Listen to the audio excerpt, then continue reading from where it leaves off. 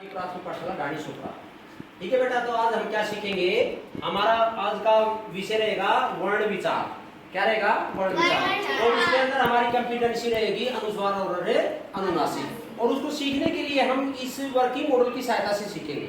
ठीक है, ये हमारे शिक्षा विभाग ने हमारे को दिया है और उसके द्वारा ये जो मॉडल है ये हम कौन सी भी कक्षा में प्रयोग कर सकते हैं। इसको लेकर के 12वीं तक भी प्रयोग कर सकते हैं। इसलिए संधि भी सिखा सकते हैं।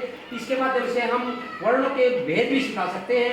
तो आज का हमारा है वर्ण विचार। और वर्ण विचार के अंदर आज सीखेंगे हम अनुस्वार और अनुनासिक। अनुस्वार कौन सा है इसके अंदर? ये है। ठीक है, ये क्या है बोल के देखो, अंग। और ये सारे क्या है? हमारे अनुस्वार है, सॉरी क्या है? स्वर है। और ये क्या है? ये व्यंजन है। ठीक, और ये क्या है? हमारे संयुक्त व्यंजन। और ये हमारा क्या है? विसर्ग। तो अंत की आवाज कहाँ आ रही है? नाक में आ रही है ना। तो उसके बाद क्या है हमारे? जैसे कैमरक है, ये कौन सा है? क ख ग घ अंगे। ये भी कहाँ से आवाज आ रही है?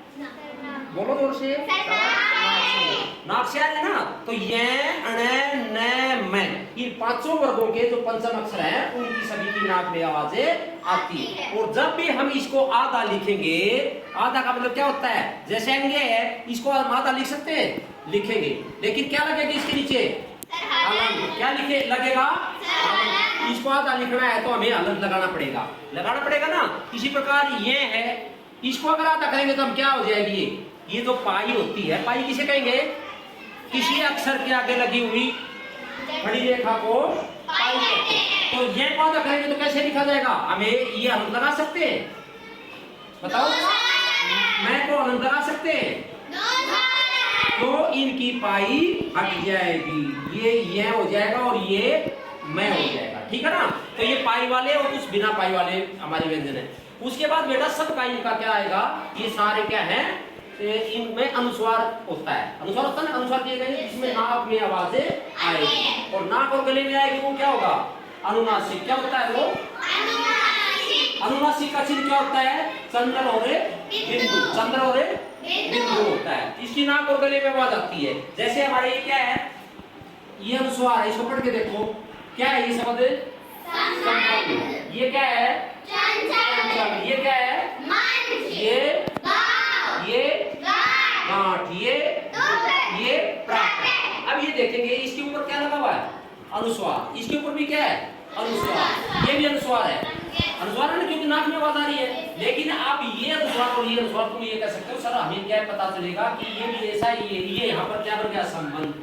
ठीक है, जब आधा अक्षर होगा इसका मतलब आधा बनना है। तो ये इसको देखेंगे ये किस वर्ग का है? पै वर्ग का। पै फ ब भ मैं, इसका मतलब क्या है? मैं की है अनुस्वार। इससे अगला अनुस्वार पै पर लगा हो तो देखिए दै कौन से का है? जब भी आधा लिखा जाएगा तो इसका अनुस्वार ये होगा, न हो गया। और बेटा अगर डबल आता है, दोबारा आता है, तो हम इसको अनुस्वार जैसे सम्मान है, क्योंकि दोबारा पंचम आ गया तो हम इसको आधा ही लिखना पड़ेगा। ठीक है ना। तो जैसे चंचल है तो इसका पंचम देखना एक बार, तो ये आ गया। ये नहीं कि चल हम ऐसे लिख देंगे, नहीं होगा ना ऐसे। तो पता चल गया ना अनुस्वार को हम कैसे देखेंगे।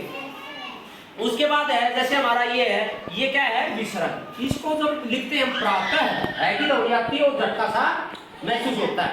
अब ये जैसे नहीं की आवाज कहां से आती है? नाक और गले से। लेकिन नाक और गले में हमारी आवाज आती है तो क्या लगना चाहिए? हमारे क्या लगना चाहिए? चंद्र बिंदु लगना चाहिए ना।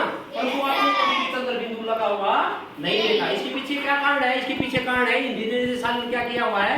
जब भी नाक में आवाज नाक कोई मात्रा लगी हुई होती ऊपर, तो मात्रा लगी होगी तो वहां पर केवल अनुस्वार लगाने की ही छूट दी है। बाकी भी जिसकी मात्रा नहीं है तो वो सेम रहेगा, और जिसकी मात्रा है तो वहां पर चंद्र बिंदु नहीं लगा सकते, बिंदु लगाएंगे। तो ये हमारे पाई वाले हैं और ये बिना पाई वाले। अब जैसे हम देखेंगे कोई भी, ये हमारा ये संयुक्त व्यंजन है। क्या है ये? कौन से हैं? अक्षय त्रय अग्र। अब ये किससे मिलकर बना हुआ है? कैसे और किससे? ये हमारा क्या है? इसको स बोलेंगे, षटकोण वाला। ये जब दोनों मिलेंगे क और स, तो इसकी क्या हो जाएगी? जैसे क और जमा में स, तो क्या बनेगा? ये अक्षर बन जाएगा? नहीं,